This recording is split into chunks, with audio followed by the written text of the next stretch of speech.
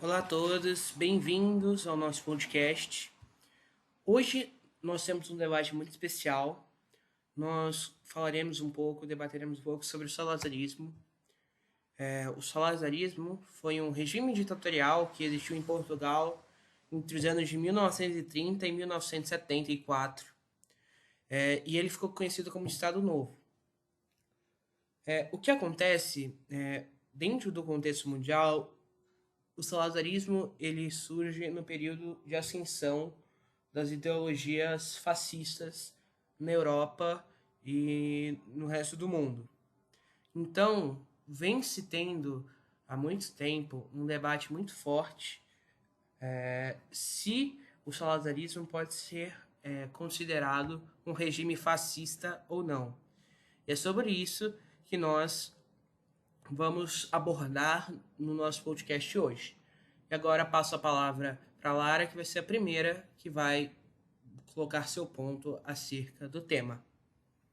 Oi, meu nome é Lara, eu sou graduanda de História na USP e eu vou argumentar aqui contra a ideia de que o governo do Salazar é fascista. E eu vou convocar aqui o artigo do Franco Santos Alves da Silva, onde ele também traz outros autores que discutem o tema. E a partir do artigo dele, das citações que ele traz, eu vou argumentar que o governo do Salazar não é fascista porque falta algo muito importante, que é o populismo. O Antônio Costa Pinto, ele vai colocar entre as características importantes para um governo fascista a liderança carismática. Isso era algo que faltava ao Salazar. Além dele, o Mansur da Silva, ele vai dizer que o populismo ultranacionalista era um traço fundamental dos governos fascistas. E o que acontecia era que o Salazar, ele fez aparições públicas raras, ele tinha um comportamento discreto, ele não possuía uma oratória forte e fervorosa, ele apresentava-se em termos civis, ele, ele não se encaixava nessa ideia porque ele era o inverso do populismo carismático, que era algo importante para esses governos, né? Se for pensar nos líderes como Mussolini, por exemplo. Ele era um governador reservado, ele atuava nos bastidores, então não tinha essa imagem do líder populista a ser seguida. E além disso, o Salazar ele foi um conservador, especialmente na questão de que no começo do seu governo ele não aderiu às mobilizações populares que estavam apoiando ele. Por exemplo, o Movimento Nacional Sindicalista, que foi criado em 1932 para dar uma base de massas, né, ao regime, ou seja, uma base da população que apoiava o regime, o Salazar ele foi e reprimiu esse grupo. Então isso mostra que ele não se colocava como um governador populista, como essa imagem da, da pessoa carismática, da pessoa que faz discursos. E, assim, a gente vê que talvez o governo do Salazar ele tenha características fascistas, mas ele não tem pontos fundamentais. Nesse caso, ele não tem o populismo.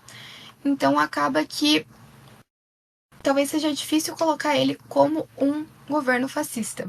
Olá, tudo bem? Meu nome é Letícia Rampazzo, eu sou graduanda no curso de História da Universidade de São Paulo. E eu tô aqui para defender a orientação fascista do regime salazarista. E para isso eu vou contrapor a minha colega Lara e expor um outro prisma sobre o populismo diante desse governo autoritário. A priori, podemos dizer sim que Salazar era um conservador nada afeiçoado a mobilizações populares. Tanto que, em Portugal, quando surgiu o Movimento Nacional Sindicalista, MNS, em 1932, que servia de base para esse regime que estava sendo montado, o governo tratou de reprimir essa organização de extrema-direita.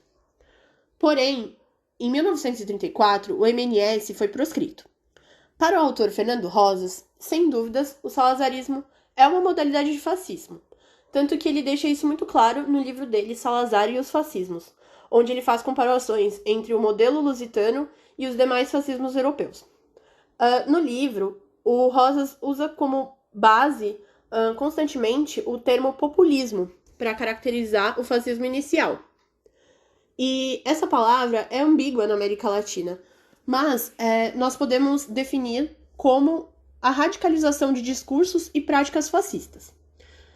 Para Rosas, o discurso populista é caracterizado por seu plebeísmo, por o apoio à rua, por ser ultranacionalista, revanchista e eventualmente racista. A função desse discurso seria dar voz para esses setores intermediários e marginais. E para o autor, o fascismo ele tem duas fases. A primeira, que é antes do poder, onde ele é a expressão política do medo e da revolta dos grupos sociais intermediários. E a segunda, quando ele já se torna um regime, que é o compromisso do populismo com as oligarquias dominantes, no quadro de uma ordem nova moldada pela ideologia fascista. Em Portugal, dos anos 30, o movimento fascista já tinha antecedentes, e esses antecedentes só foram alimentados pelo nacionalismo autoritário, antissocialista e elitista, que já estava presente no ideal da população. O que faltava era a base de massas e a violência irrestrita. E o discurso populista não poderia faltar para cultuar a violência e também não haver possibilidade de subversão da ordem. Essa opinião também foi baseada no artigo do professor Lincoln Seco, Fascismo à Portuguesa. Então a gente pode concluir dizendo que, apesar do Salazar não ser um líder característico do populismo, o populismo foi essencial para a disseminação desse regime fascista dentro do salazarismo. Olá, o meu nome é João Márcio, eu sou graduando em História pela Universidade de São Paulo e vim aqui no podcast para explicar o porquê o regime salazarista não deve ser considerado como fascista. Meu argumento central é de que Portugal vivenciou uma experiência diferente da que se passava na Itália e na Alemanha, considerando as ideologias diferentes de cada regime e algumas peculiaridades reservadas ao caso português, que são mais importantes, ainda que pareçam insignificantes e talvez sutis, e são determinantes para a não classificação do regime salazarista como fascista. Além disso, eu pretendo mostrar outra definição que eu acredito que seja mais apropriada para o governo de Salazar. Bom, em primeiro lugar, eu queria mostrar as diferenças entre o fascismo italiano e o salazarismo. Para isso, eu gostaria de retirar um trecho do livro Fascism and the Right in Europe, 1919-1945, cuja tradução em português seria Fascismo e a Direita na Europa, 1919-1945, escrita pelo historiador Martin Blinkhorn. Em um dos capítulos do livro, quando ele está analisando o fascismo e os movimentos de direita, ele reserva uns trechos para a Espanha e Portugal. E o que nos interessa é uma parte um parágrafo em que ele compara o caso italiano e o caso português. E ele cita algumas características interessantes. Abre aspas. O desafio enfático a uma ordem social estabelecida anteriormente, um caminho no qual Salazar não tinha nenhum desígnio, a criação de um complexo e vasto aparato de poder do Partido Único, no qual, deliberadamente, a União Nacional nunca esteve próxima. A formação de uma nova elite que não tinha lugar, não tinha planos, não tinha espaço na mente cautelosa de Salazar, a busca pelo totalitarismo, no qual o catolicismo de Salazar o fez fundamentalmente hostil a essa ideia, e o culto à juventude, violência, virilidade e heroísmo, todos os conceitos que estavam alheios ao seu modo de pensar. Bom, então você tem algumas diferenças ideológicas, né? O parágrafo que eu acabei de citar, ele mostra diferenças principais nessa ideologia, não é?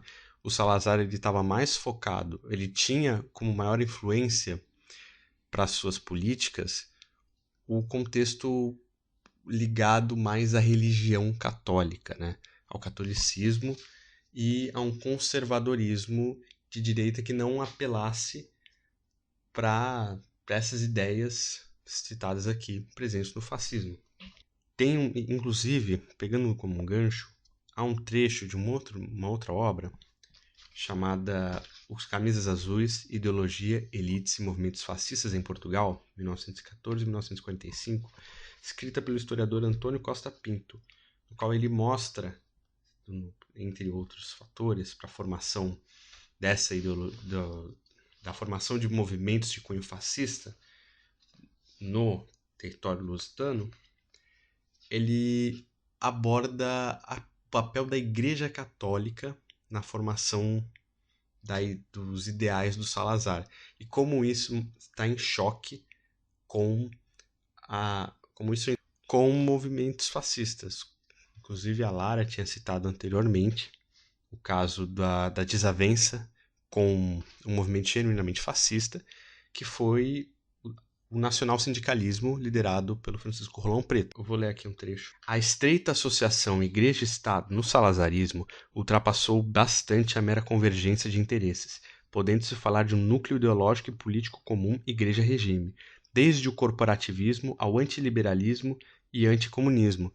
Ou seja, essas ideias que parecem e que têm uma similaridade com o fascismo italiano, elas não têm a mesma origem. Elas estão mais baseadas em um contexto de formação do Salazar e a aplicação desses ideais quando estava ao poder, do que uma assimilação, do que como uma inspiração. Inclusive, vale a pena ressaltar as críticas que o citado Rolão Preto fazia ao Salazar.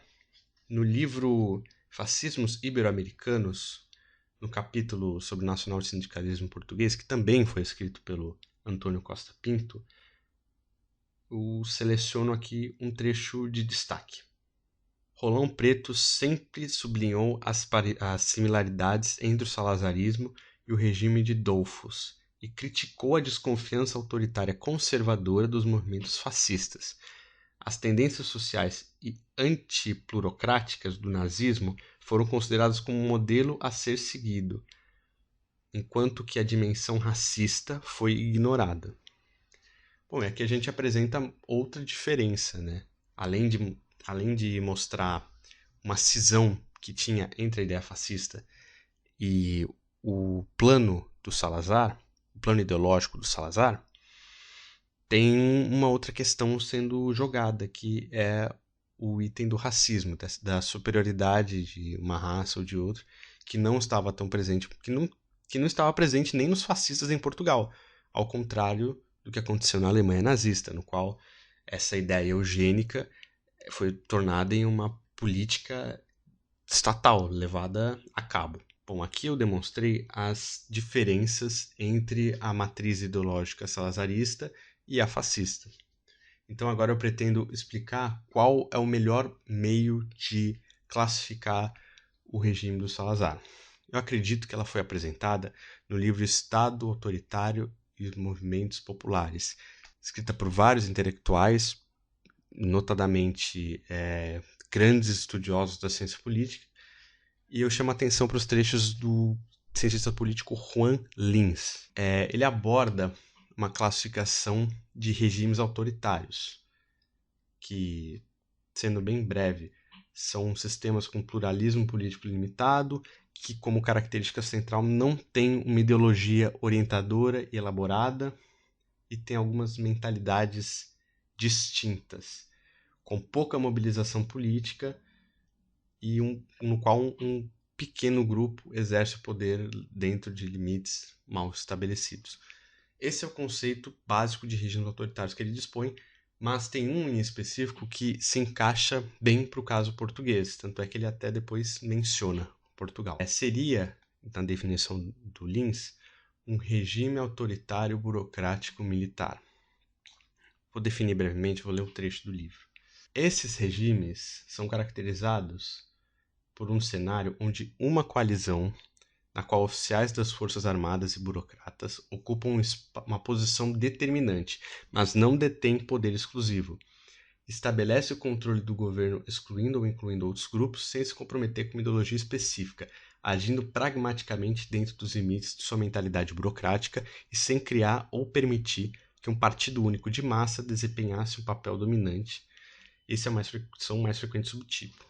Ou seja, aqui a gente tem novamente a questão da ideologia, né, de não ter uma ideologia específica, que no caso do Salazar é válido. Você não tem uma ideologia fascista sendo expelida pelo governo. Não é uma coisa passível de ser definida com moldes rígidos. É uma ideia corporativa que mescla um pouco o corporativismo, mescla um pouco a influência do catolicismo.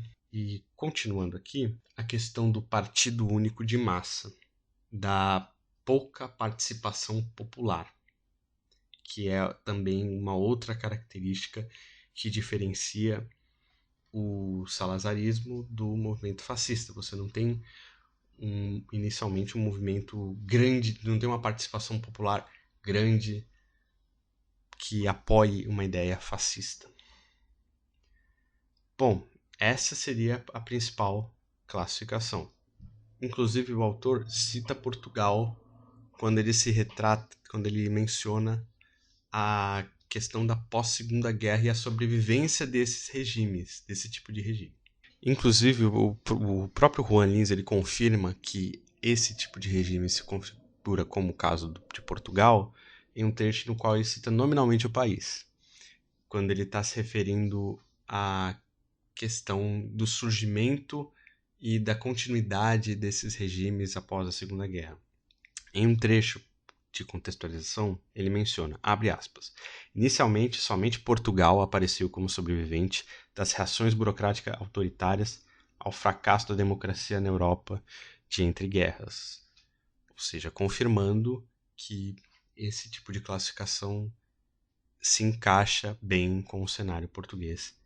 E para finalizar, eu gostaria de mencionar um trecho da conclusão do livro citado do Costa Pinto sobre os camisas azuis. No campo das instituições e da configuração das suas elites políticas, nomeadamente na criação de um regime de partido único, estreitamente dependente do governo, na hegemonia de administração, no aparato corporativo, no recrutamento e composição da elite dirigente, o salazarismo aproximou-se, no entanto, das ditaduras do mesmo período que não conheceram as tensões internas que singularizaram o fascismo italiano e alemão. Em um outro trecho, ele também nega a ligação, ele nega a classificação do Portugal de Salazar como fascista. Bom, em síntese, expus aqui as contradições entre o caso português e o modelo ideal que se tem do fascismo, que ocorreu na Itália e na Alemanha, e expus uma classificação que eu considero apropriada para o regime de Antônio de Oliveira Salazar. Bom dia, boa tarde, boa noite. Eu sou o Gabriel, eu sou graduando em História pela USP. Eu estou aqui para defender o porquê que o salazarismo foi um governo de natureza fascista. Bom, eu acho bom evidenciar qual o texto, de onde eu estou tirando que eu vou falar, né? O texto que eu vou utilizar o texto do Álvaro Garrido, que chama A Institucionalização do Social no Estado Novo Português, Previdência Corporativa e Seguros Sociais Voluntários. O outro texto que eu estarei utilizando é do Antônio Gramsci, que chama O Fascismo e a Sua Política, aí abre parênteses, escritos políticos, fecha parênteses. Bom, acho que, antes de tudo, acho muito importante definir o que é fascismo.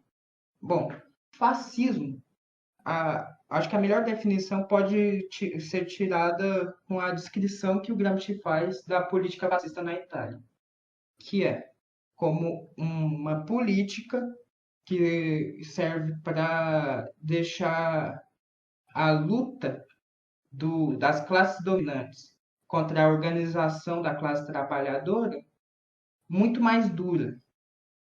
É um botão de emergência da classe dominante que deixa os sistemas de opressão do Estado muito, muito piores. E como esse combate à organização dos trabalhadores também é algo que não só como acontece na Itália, como aconteceu em Portugal durante o Estado Novo. E isso é bem evidente no texto do Álvaro Garrido, que lá ele fala que a política do Salazar em relação aos sindicatos a política dele era de integração ou dissolução. Integração é o sindicato aceitar as exigências do governo. E essas exigências seriam em vez de um sindicalismo que fomenta a luta de classes, entre aspas, seria um sindicalismo cooperativo, no sentido que espalharia que o patrão e o trabalhador não têm interesses antagônicos, e que defenderá que os interesses são comuns, pelo bem geral da nação e tal. Porque como isso evidencia também que o governo salazarista negou a luta de classes e que isso serve também para enganar os trabalhadores. E a dissolução é muito simples. Caso o sindicato não quisesse aceitar essas exigências, ele seria dissolvido e deixaria de existir, pelo menos legalmente, e o que levaria a mais perseguições, e o que deixa também bem evidente o quão aumentou essa luta contra a organização dos trabalhadores. Bem, muito obrigado a todos aqueles que participaram, que falaram neste podcast. Aos nossos ouvintes, espero que tenha sido gratificante a todos, que vocês tenham aprendido um pouco sobre esse debate, entendido um pouco os argumentos e que agora vocês possam pesquisar mais a fundo, caso tenham interesse, e cada vez mais a gente vai adquirindo mais conhecimento sobre os temas. Muito obrigado a todos, um abraço e é isso.